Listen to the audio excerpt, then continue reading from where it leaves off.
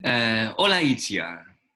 Hola, Moritz. Bueno, somos aquí en confinamiento por la presentación de tu libro de artista, Women and Fiction, que es la quinta edición en el serie de Arts Libris, realizando libros de artistas. Y presentamos y hablamos de esta edición.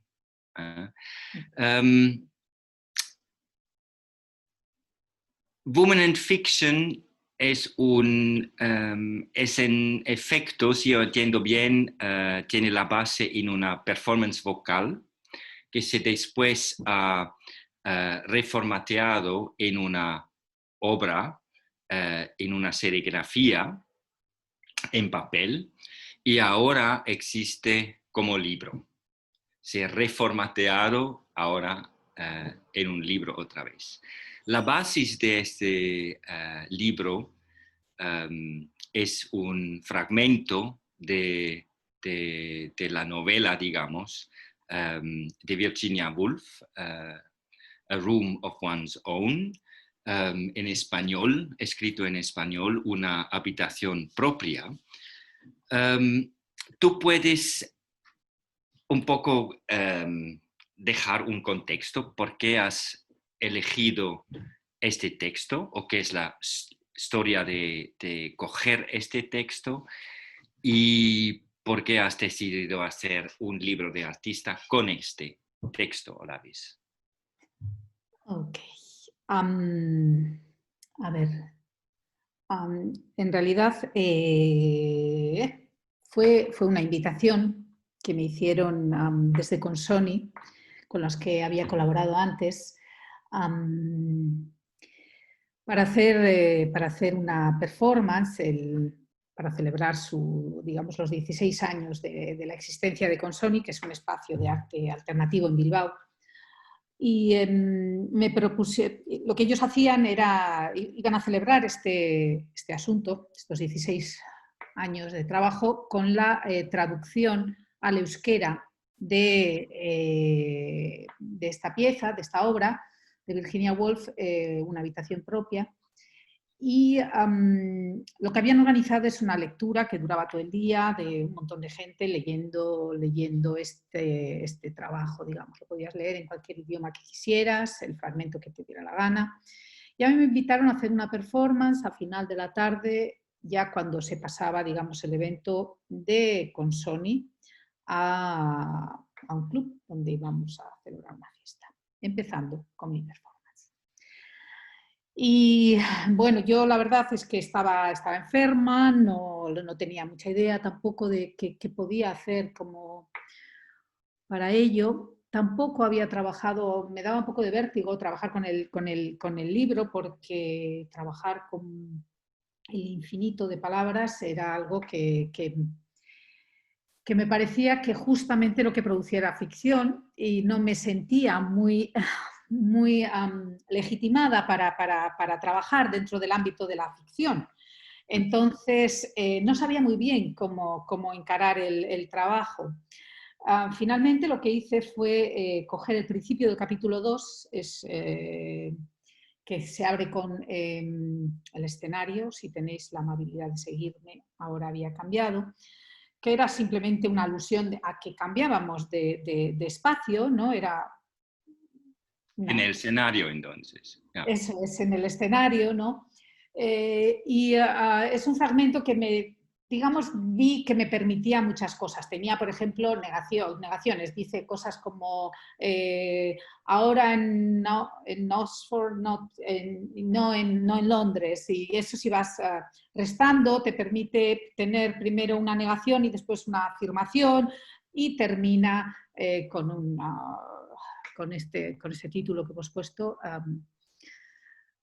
Y se citan también en este fragmento, Women and Fiction, ¿no? Woman and Fiction, termina Woman and Fiction y nada más. Las mujeres y la novela, pero nada más. Yeah. Entonces había muchas estructuras, digamos, de ese fragmentito que me permitían trabajar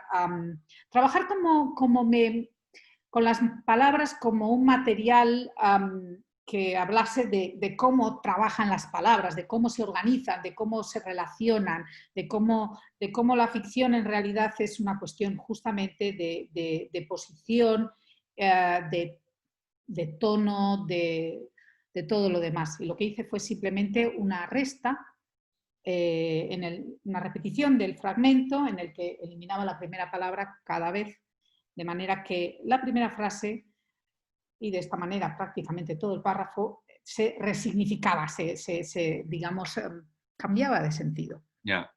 Entonces, si este párrafo explica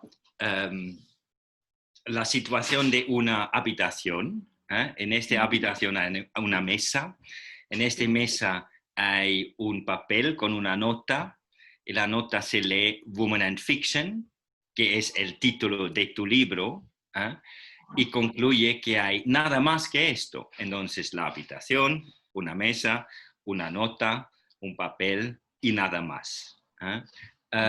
¿Qué significación tenía, digamos, el escenario de la escritora para tu propio understanding de este escenario? Ok. El escenario de la propia escritora, ¿te refieres a cómo se entiende a Virginia Woolf? ¿No? ¿Cómo está situada? ¿Dentro del feminismo, por ejemplo? ¿O dentro Sí, pero para tú mismo, para mí como misma? es una apropiación, digamos, Wow. Hombre. este fragmento, ¿no? Y tú lo utilizas, entonces yo soy curioso Sí.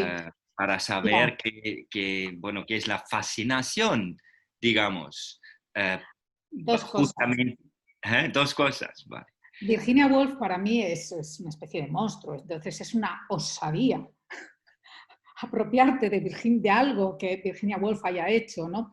De manera que no lo puedes hacer de una manera directa, desde luego no desde la ficción, tienes que hacerlo desde otro lugar en el que no puedas como situarte en el mismo sitio, sino que tienes que localizarla en otro lugar.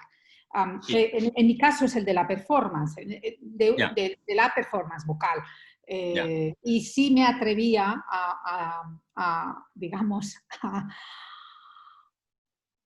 a convertir esas palabras, ¿no?, en algo que sucediera, digamos, en presente, mientras las vas diciendo, ¿no? O sea, ahora mismo, ¿no?, hasta que te quedas sin nada, o sea, hasta eliminar toda la ficción. No podía hacer algo que sucediera de esa manera, no podía de ninguna manera enfrentarme a ello de otra forma. No sé si te refieres a esto o a otra cosa. No, solo me interesa tu propio interés en esto, porque yo entiendo bien que me parece un argumento muy interesante que coges una cosa pero pones en otro ámbito, que es en este caso el escenario de un stage, ¿no? De un teatro o de una otra disciplina que no es escritura, que es vocal, o que es actuar. Bueno, en el caso del libro, sí. naturalmente, redireccionas otra vez la cosa. Sí. Pero en tu caso, el texto tiene una deconstrucción o una hiperconstrucción, ¿no? Son las dos posibilidades como tú puedes leer y ver este texto. Y ¿sabes? Sí. Y hay una cosa que antes la has nombrado, tiene que ver con la actualización, que como algo que existe en un determinado momento, de alguna manera cuando lo vuelves a coger, tienes que de alguna manera hacer un gesto para que exista en un presente que es este y no es aquel. Y curiosamente es que pasan, Virginia Woolf, este libro concretamente de Virginia Woolf es un libro extraordinario, por ejemplo, como de dos maneras.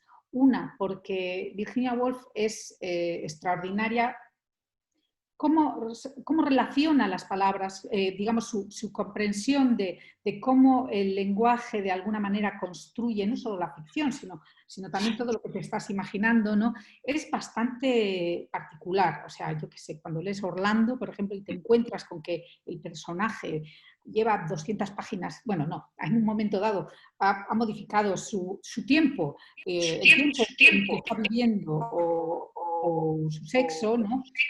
Es como una sorpresa, ¿no? Entonces, Virginia Woolf tiene esta particularidad técnica y luego, además, es un libro, digamos, que de una actualidad sorprendente a nivel político, ¿no? Pero no sé. Hablando de libros, ¿es algo que fue como una material referencial en tu propio trabajo como artista? Sea la literatura o otros libros de artistas. Claro, la cuestión de la referencialidad. Bueno, yo dejé inmediatamente de utilizar referencialidad por la plusvalía que supone y que es una apropiación a la que no me siento, digamos, me resulta extraño apropiarme de todo lo que implica no coger, digamos, a Virginia Woolf o a cualquier otra cosa, ¿no? Por eso, digamos, me inventé, decidí utilizar mis sueños, ¿no? Como una especie de máquina de producción de palabras y de ficciones sobre las que no tenía ningún control, ¿no? O casi ningún control, obviamente soy yo las que los escribe y las censura y las que les da forma, ¿no? A las frases, ¿no? Pero hay un mecanismo que, digamos, al que me acojo justamente para no utilizar, digamos, la referencia. Me parecía muy pesada para mí, me parecía que era una maquinaria pesada a la que yo tenía que arrastrar y bueno, que está muy Entonces bien. tú te refieres en The Diary, A Diary of Dreams, es digamos, el primer libro de artista que hemos hecho juntos. Sí. Esto. ¿No? Sí. Entonces, que digamos, el contenido, el texto, es algo que viene de tus propias ideas o subconscious, ¿no? De mi actividad onírica, que es una actividad corporal como otra cualquiera, como mear, ¿no? Que es común a todos los seres humanos. Y es algo sobre que es más bien como contingente, no tengo control, hombre, un poco de control pues es cenar queso y tal para obligar a soñar, ¿no? O recordar tus sueños, pero vamos. O sea, Virginia Woolf lo que me hace es, me pone en contacto, digamos, con el mogollón, con todo este universo de todas las palabras posibles, ¿no? Me quita, digamos, me da permiso. Y me hace entender cómo puedo trabajar con la materialidad de las palabras, ¿no?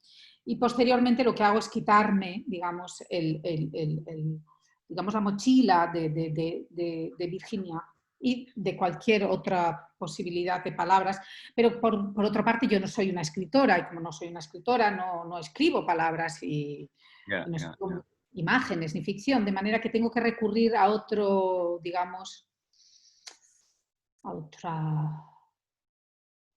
Bueno, yo creo en tu caso la particularidad como tú trates la lenguaje, introduciendo la aceleración de palabras o la repetición de las palabras o la subtracción de las palabras, es una forma de liberarse de un texto o de una continuidad, ¿no? Sí.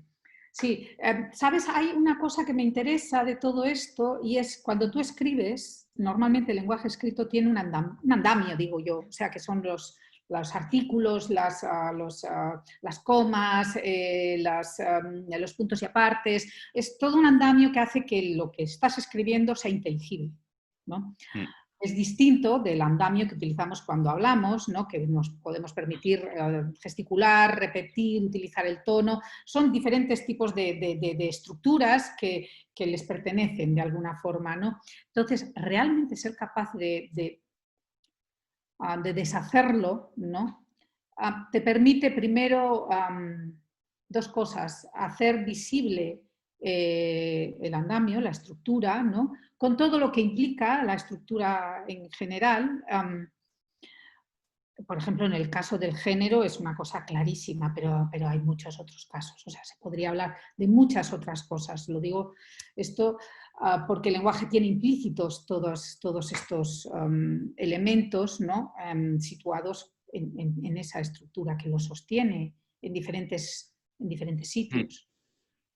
Entonces eso me gusta, como que se haga visible, ¿no? O sea, como mostrarlo sin más, ¿no? Mostrar también la posibilidad de que puedes modificar. Y bueno, tenemos algo de un par de minutos más. En este caso de los dos libros que has hecho, ¿cómo tú les distingues, The Diary of Dreams and The Woman and Fiction, para ti? ¿Qué es la diferencia entre los dos? Claramente son parecidos, pero de otra parte tiene una estructura, una manera haciendo un libro que es totalmente diferente. Pero ¿cómo tú lo ves como objeto táctil, digamos? Wow, acabo de recibir este segundo.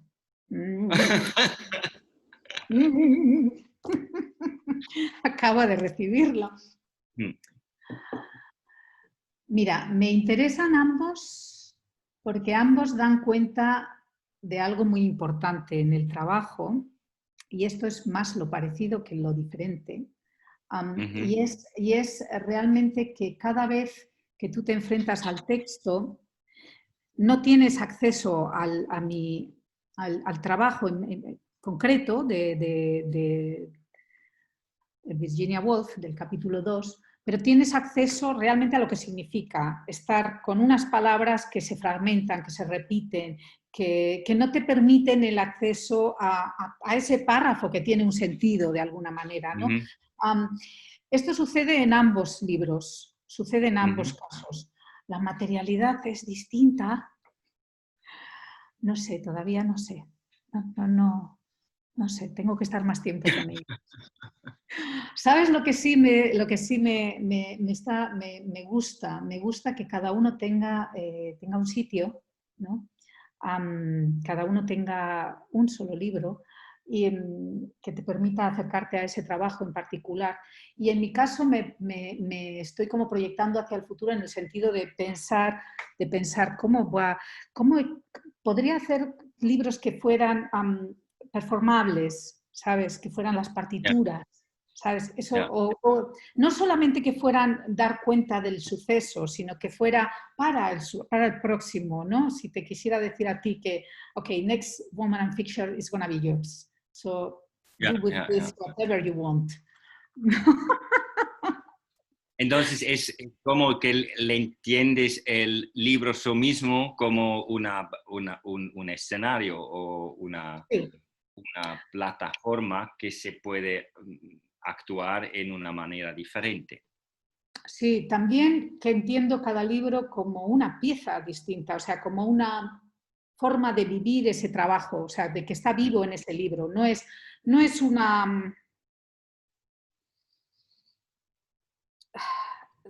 No es como si fuera una catalogación de ese trabajo, ¿sabes? Sino que en sí mismo, en el libro vive de alguna forma el trabajo. Y, entonces no es muerto en ese sentido. Eso, bueno, sí. Sigue viviendo en otro espacio, en efecto. Bueno, yo creo está muy bien. Felicidades, Itzia, y gracias por esta charla. Gracias, Moritz.